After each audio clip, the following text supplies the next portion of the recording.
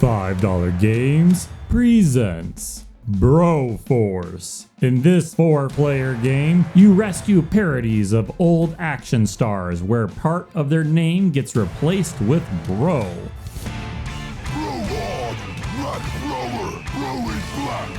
So I thought about doing the same thing for the rest of this review and inserting bro into every single word. And then it occurred to me that, since I'm not a funny guy, this is a terrible idea. Don't do it. The story is about bringing America to every corner of the globe by liberating them from terrorism and the devil. Of course, the methods of blowing up everything in sight and then subjugating each area to the freedom of America is oxymoronic, but the game itself is a spoof, and so it should be treated as such.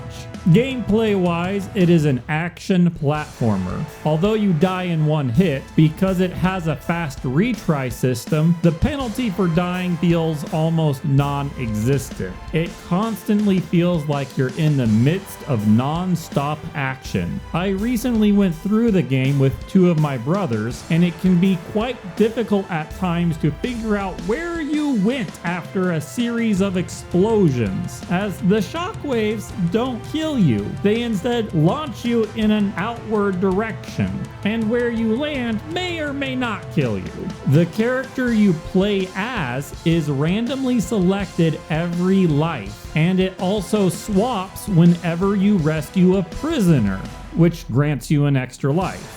And I'm happy to say that not only are there a ton of different characters, all of them have a different gun and special ability. Although everyone is bound to go guns blazing anyways, some characters have better matchups than others. McBrover's attacks arc and have a delay to them, but is great on bosses. Braid zooms through levels at top speeds, but there are times when a gun would make things a lot easier. The almost fully destructible environment allows one to bypass certain sections if they're having trouble. But in the traditional Spelunky, Dig Dug, Newton watching an apple, things fall and can crush you. So there is that risk. The game is a simple, chaotic explosion. Whenever there's an annoying part, usually one of the characters has a way to bypass it.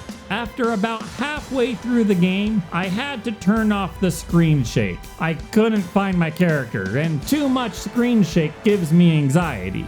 But anyways, that should give you a good idea of what the game is about. Consider picking this game up instead of some crossed out steroids.